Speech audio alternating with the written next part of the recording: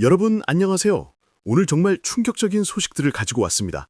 지금 AI 시장에서 일어나고 있는 일들을 보면서 솔직히 소름이 돋았거든요. 시작하기 전에 구독과 좋아요는 영상 제작에 큰 힘이 됩니다. 지금 시작하시죠. 엔비디아가 오픈 AI에 1,000억 달러를 투자한다고요? 그런데 이게 끝이 아니에요. 오라클은 아예 5천억 달러짜리 스타게이트 프로젝트를 발표했고 트럼프는 H-1B 비자 수수료를 10만 달러로 올린다고 했어요. 구글, 마이크로소프트, 아마존 같은 빅테크 회사들이 해외 직원들한테 당장 미국으로 돌아와 라고 긴급 지시를 내렸다는 거 아시나요? 이게 다 무슨 일인지, 이 모든 게 우리에게 어떤 의미인지 오늘 차근차근 파헤쳐 보겠습니다. 정말 AI 골드러시 시대가 본격적으로 시작된 것 같아요. 본문 1부, AI 인프라 투자 전쟁의 시작. 자, 먼저 가장 화제가 된 엔비디아와 오픈 AI 이야기부터 해볼게요. 엔비디아가 오픈 AI와 전략적 파트너십을 맺고 최대 1,000억 달러를 투자한다고 발표했어요. 이 투자는 10기가와트 규모의 엔비디아 시스템을 구축하는 거대한 프로젝트의 일환이에요. 여러분, 1,000억 달러가 어느 정도 규모인지 아시나요? 이거 우리나라 전체 국방 예산보다도 큰 금액이에요. 그런데 이걸 AI 인프라 하나 구축하는 데 쓴다는 거잖아요. 엔비디아 CEO 젠슨 황은 CNBC와의 인터뷰에서 이 프로젝트가 400만에서 500만 개의 GPU와 맞먹는 규모라고 했어요. 상상이 되시나요? 500만 개의 GPU를 한 곳에 모아놓는다는 게. 그런데 이게 끝이 아니에요. 오픈 AI, 오라클, 소프트뱅크가 함께하는 스타게이트 프로젝트는 아예 향후 5년간 5천억 달러를 투자한다고 발표했어요. 이 중에서 첫 1,000억 달러는 즉시 투입한다고 하네요. 여러분, 이 숫자들 보면서 어떤 생각이 드세요? 저는 솔직히 좀 무섭더라고요. 왜냐하면 이제 AI 시장이 정말 자본력이 모든 걸 결정하는 시장이 되어버렸거든요. 예전에는 좋은 아이디어나 뛰어난 기술만 있으면 작은 스타트업도 구글이나 페이스북을 위협할 수 있었잖아요. 그런데 이제는 어떨까요? 수백억, 수천억 달러를 한 번에 투자할 수 있는 회사가 아니면 아예 게임 자체에 참여할 수가 없게 됐어요. 엔비디아의 독특한 전략.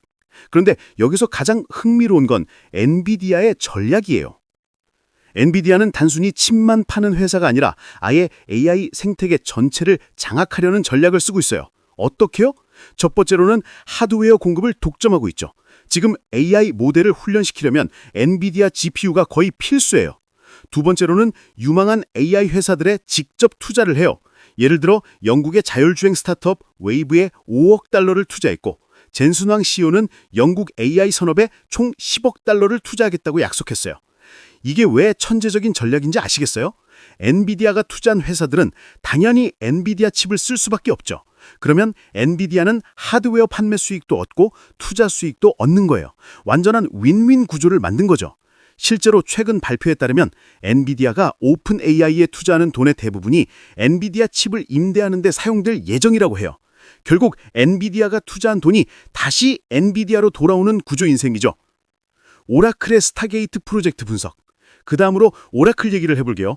오픈 AI는 최근 오라클과 향후 5년간 3천억 달러 규모의 컴퓨팅 파워 구매 계약을 체결했다고 월스트리트 저널이 보도했어요. 3천억 달러. 이것도 정말 어마어마한 규모죠. 그런데 여기서 중요한 건 오라클이 단순히 돈만 벌려는 게 아니라는 거예요. 오라클은 전통적으로 데이터베이스 회사였잖아요. 그런데 AI 시대가 오면서 클라우드 인프라 사업으로 완전히 변신하고 있어요. 특히 AI 워크로드에 최적화된 클라우드 서비스를 제공하면서 아마존 AWS, 마이크로소프트 에이주어와 경쟁하려는 거죠. 스타게이트 프로젝트를 통해서 오라클은 AI 인프라 분야에서 주요 플레이어로 자리 잡으려는 야심을 보여주고 있어요. 그리고 실제로 주식시장에서도 이런 움직임을 긍정적으로 평가하고 있죠. 본문 2부, H-1B 비자 변경 체계 충격파. 자, 이제 두 번째 큰 이슈로 넘어가 볼게요. 트럼프 행정부의 H-1B 비자 변경 말이에요. 트럼프 대통령이 H-1B 비자 신청에 연간 10만 달러의 수수료를 부과한다는 선언을 했어요. 기존에는 신청 수수료가 2,000달러에서 5,000달러 정도였는데 갑자기 10만 달러로 20배나 올린 거예요. 여러분, 이게 얼마나 큰 충격인지 아시나요? H-1B 비자는 미국에서 일하고 싶어하는 전 세계 고급 기술 인재들이 사용하는 핵심적인 비자예요. 특히 IT, AI, 소프트웨어 개발 분야에서는 거의 필수적인 비자죠. 가장 많은 H-1B 비자를 사용하는 마이크로소프트, 아마존 같은 빅테크 회사들과 코그니전트 같은 아웃소싱 회사들은 연간 10억 달러가 넘는 신규 수수료 부담을 지게 될 수도 있어요. 빅테크 기업들의 긴급 대응. 그런데 이 발표가 나온 직후에 정말 놀라운 일이 벌어졌어요. 구글과 마이크로소프트 같은 회사들이 해외여행 중인 H-1B 비자 직원들에게 즉시 미국으로 돌아오라고 지시했어요. 왜 그랬을까요? 새로운 정책이 언제부터 적용되는지, 기존 비자 소지자들에게도 영향을 미치는지 명확하지 않았기 때문이에요. 회사들은 혹시라도 직원들이 미국에 재입국하지 못할 상황을 우려한 거죠. 이 발표는 미국 기업계에 충격파를 보냈어요.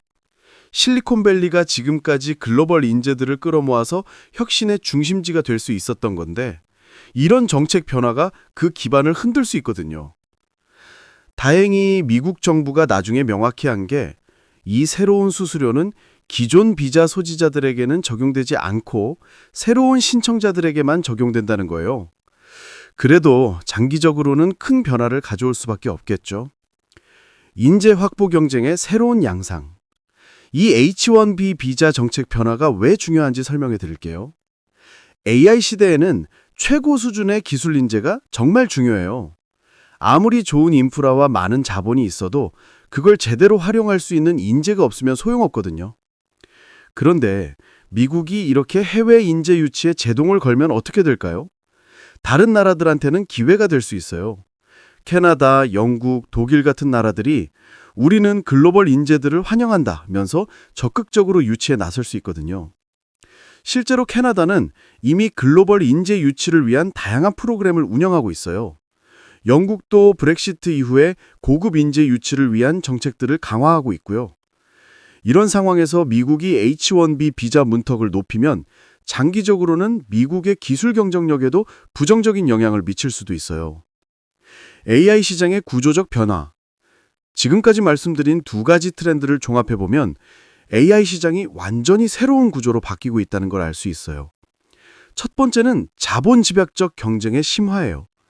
이제 AI 분야에서 성공하려면 엄청난 자본력이 필요해요. 수십억, 수백억 달러를 한 번에 투자할 수 있는 능력이 없으면 아예 경쟁 자체가 불가능한 시대가 됐어요. 두 번째는 핵심 기업들의 지배력 강화예요. 특히 엔비디아 같은 회사는 하드웨어 공급과 투자를 동시에 하면서 생태계 전체를 통제하는 수준까지 왔어요. 세 번째는 인재 정책의 중요성 부상이에요. 기술 인재를 얼마나 효과적으로 유치하고 유지할 수 있느냐가 국가와 기업의 경쟁력을 결정하는 핵심 요소가 됐어요. 승자 독식 구조의 고착화. 이런 변화들이 결국 무엇을 의미하는지 아시겠죠? AI 시장이 승자 독식 구조로 고착화되고 있다는 거예요. 자본력이 있는 소수의 거대 기업들이 인프라를 독점하고 최고의 인재들을 빨아들이고 가장 유망한 스타트업들을 투자라는 명목으로 자신들의 생태계에 편입시키고 있어요. 이런 상황에서 작은 기업이나 스타트업이 설 자리는 점점 좁아지고 있죠. 물론 완전히 불가능한 건 아니지만 예전보다 훨씬 어려워진 건 분명해요. 지역별, 국가별 영향. 이런 변화가 지역별, 국가별 어떤 영향을 미칠지도 생각해 볼 필요가 있어요.